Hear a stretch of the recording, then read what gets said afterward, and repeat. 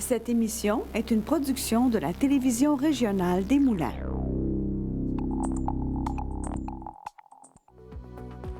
Avec la collaboration de la Chambre de commerce et d'industrie Les Moulins. Le CFP des Moulins, fier partenaire de Fibre E.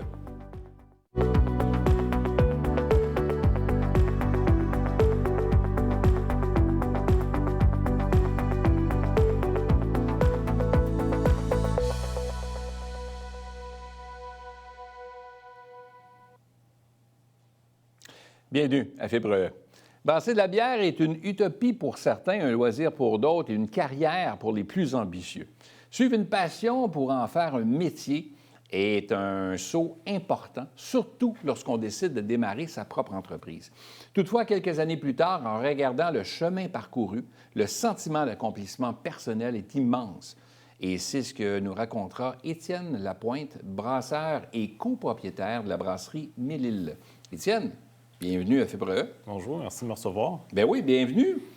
Étienne, effectivement, la passion, le sentiment d'accomplissement, c'est immense quand tu regardes le succès de Brasserie Mille-Îles.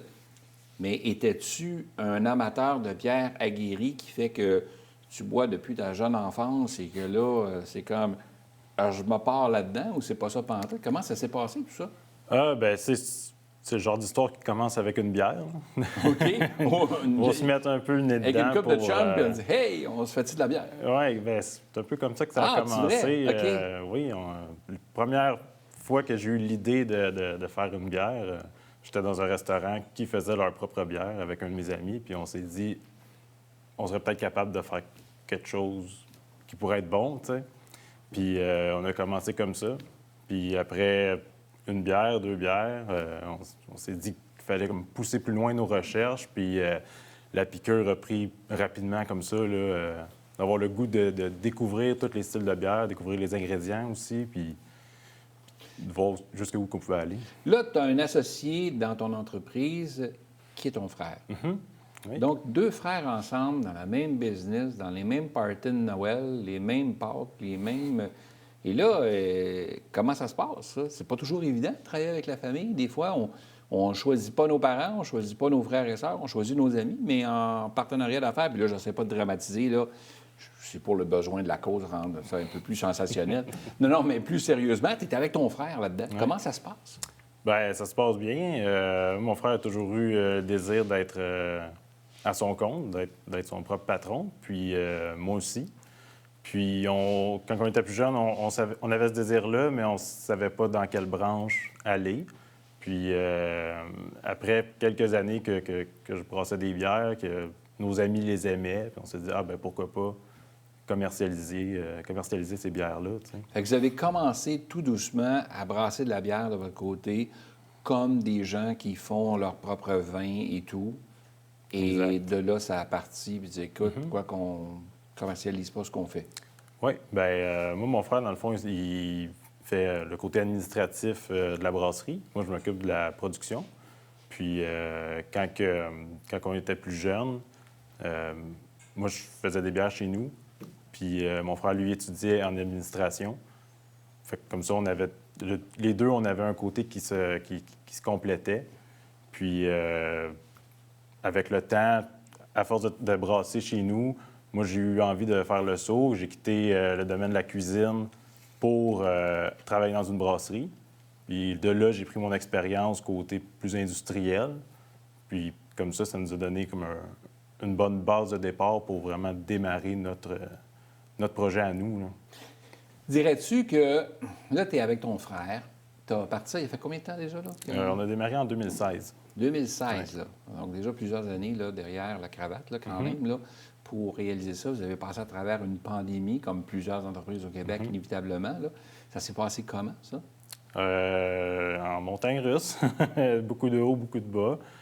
C'est sûr, du jour au lendemain, quand ils annoncent que pratiquement tout ferme, tu te demandes si toi aussi, il faut que tu fermes. Donc, au début, on ne savait pas sur quel pied danser. Et tu vois un service essentiel? Bien, vu qu'on était fournisseur des services essentiels, on a pu rester ouvert, exact. Puis, on n'a pas de salon de dégustation sur place présentement, ça s'en vient, mais vu qu'on faisait seulement la production de bière, bien, on pouvait rester ouvert. qu'on n'a pas eu à subir de fermeture, mis à part nos clients, restaurateurs, bars, qu'eux ont dû fermer. Dirais-tu qu'être entrepreneur, tu as non seulement besoin d'avoir une passion qui t'habite, bien évidemment, c'est l'ingrédient numéro un, et la vision qui te mène à bon port, mais de savoir bien t'entourer. Et le réseau de contacts est crucial quand on est en affaires, selon toi? Oui. C'est sûr que la passion, c'est le moteur, là. Tu peux pas te lancer dans une entreprise, dans un domaine, si il ne t'intéresse pas. T'sais, à la base, il faut que tu aies un intérêt. Puis être entouré des bonnes personnes, c'est le secret parce que justement, un entrepreneur ne peut pas nécessairement tout faire, ou du moins, s'il arrive à tout faire, il y a des forces et des faiblesses quand même. Puis le fait de m'associer avec mon frère, bien, ça faisait que les deux, on palliait à nos faiblesses. On pouvait mettre nos forces ensemble. OK. Puis c'est ce qui fait la différence. Aujourd'hui, vous vous retrouvez avec une équipe de combien de personnes autour de... On est 8 à la brasserie. Ouais. Quand même. C'est quelques années, déjà 8 personnes, vous brassez, vous avez plusieurs sortes de bières, bien évidemment, que vous revendez un peu partout. Ouais. Vous participez à plusieurs endroits. Nous, à la Chambre de commerce, on a le plaisir aussi de vous avoir à l'occasion, des fois, lors de nos événements. Il reste que toi, tu voulais étudier à l'ITHQ. Oui, j'avais fait... Qui est l'Institut d'hôtellerie et tourisme du Québec. Là, qui, oui. Quand j'étais plus jeune, je travaillais en cuisine. OK. Puis j'ai fait un DEP en ébénisterie aussi au CFP des Moulins. Attends, là, tu voulais être en cuisine à l'ITHQ et là, tu as fait un DEP, mais en ébénisterie. Ça, c'était avant. Fait que quand j'étais plus jeune, quand j'avais 15 ans, j'ai commencé à travailler dans des cuisines. Puis ensuite de ça, j'ai quitté pour faire mon DEP en ébénisterie. Puis l'ébénisterie, j'aimais ça, mais être employé dans une entreprise qui faisait des armoires de cuisine, des trucs comme ça, m'intéressait moins. J'avais plus de plaisir quand j'étais dans les cuisines. Donc, je suis retourné en cuisine, puis là, je me suis dit, bien, je vais faire un cours là-dedans. Puis, malheureusement ou heureusement, j'ai été refusé. Ah-tu vrai? Oui. OK. Donc, par la suite, là, j'ai suivi ma petite voie, puis je me suis mis par hasard à faire de la bière. Fait que c'est un hasard qui fait qu'aujourd'hui, tu es passé par l'ébénisterie qui devait t'emmener, selon ta passion, vers la cuisine. C'est ce que tu aimais, donc la bouffe en soi.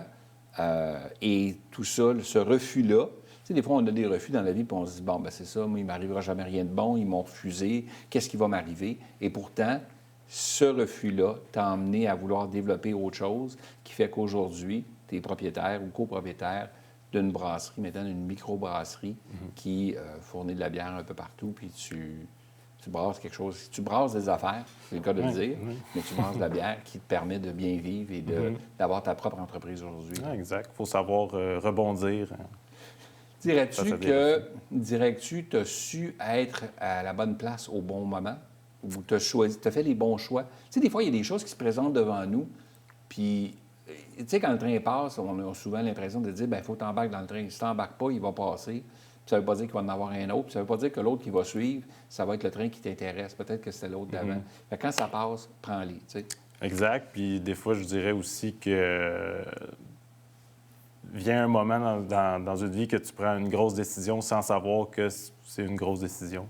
Des fois, tu t'en rends compte quelques années plus tard que finalement, là, tu avais fait le bon choix, puis c'est cette décision-là qui t'amène où ce que tu es aujourd'hui. Tu sais.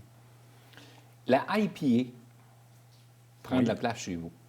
Entre autres, oui. C'est une bière qui vous a amené un succès, là, disons-le. Là. Ça fonctionne bien.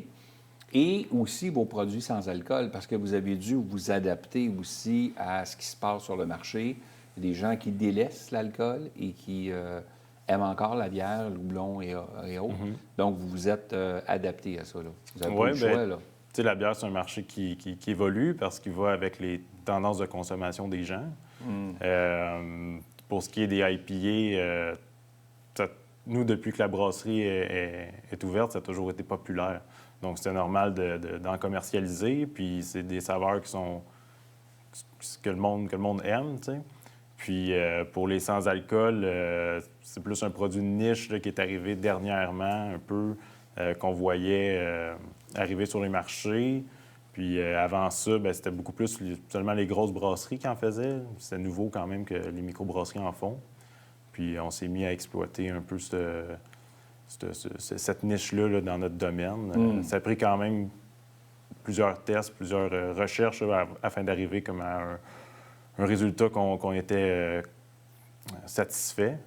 Mais là, maintenant, on a comme deux produits là, sans alcool qu'on est content de pouvoir offrir. Que vous commercialisez maintenant. Ouais. Ce qui fait que vous rejoignez aussi une gamme ou une clientèle que vous ne touchiez pas avant. Là, puis, ça vous permet d'avoir une homogénéité là, avec les produits que vous offrez sur le marché. Oui, exact. D'être un peu partout. Là. Comment tu vois cette ascension-là? Parce que là, l'entreprise, au fil des années, grandit. Comment tu le vois, ça? Comment tu vois ça pour le futur? Où est-ce que tu voudrais qu'on se retrouve? Est-ce que je vais me retrouver un jour dans un resort en Jamaïque puis je vais boire de la brasserie Mélile? Ou comment ça marche? Comment ça se passe? Bien, c'est sûr que les dernières années, ils ont été un peu folles avec la COVID. On sait que les gens ils ont eu des habitudes de consommation un peu différentes que le quotidien. Ça nous a poussé à réagir assez rapidement là, pour pallier aux demandes et tout. Pour les prochaines années, là, ce qui serait bien, c'est de renforcer notre place qu'on a dans le marché présentement, là, dans le marché québécois. Localement, on est très, très populaire. On a une bonne réponse de la population de la région. C'est vraiment agréable. Si on pouvait élargir un peu plus puis être plus présent sur les tablettes des grandes surfaces ou dans des régions un peu plus éloignées, pour nous, ce serait une belle réussite. OK. Donc, c'est votre vision à long terme, là. Vous êtes toujours tous les deux sur la même longueur d'onde. S'il y avait des choses que tu referais, si tu avais à reprendre des décisions aujourd'hui par rapport à quand tu as ouvert, est-ce qu'il y a des choses que tu ferais différemment? Moi, je pense que c'est dans la nature humaine de faire les choses différemment quand ils sont passés. Mais je pense que les décisions qu'on a prises dans les 8 dernières années, bien, c'est ces décisions-là qui font qu'aujourd'hui, on est rendu où ce qu'on est, qu'on est dans une bonne position. Je pense que je laisserais ça comme ça. Tu laisserais tel quel? Oui, je suis bien content de notre chemin puis comment on a évolué à travers les années. Puis... En quelques mots, rapidement, qu'est-ce que tu dirais aux entrepreneurs qui nous écoutent aujourd'hui? Suivre leur passion. OK. De foncer, dans le fond, parce que c'est sûr que des fois, ça peut faire peur de sauter, mais tu peux être à juste un pas du succès puis de la réussite, puis d'être bien aussi dans ce que tu fais. Des fois, on sait que la monotonie du 9 à 5, du lundi au vendredi, pour une autre entreprise... c'est pas évident. Non, c'est pas évident. Dis celui qui a étudié en ébénisterie, qui a voulu rentrer dans les cours de cuisine, qui aujourd'hui brasse de la bière pour notre plus grand bonheur. Exact. Merci, Étienne, d'avoir été là. Merci, Pierre. Merci à toi. Merci.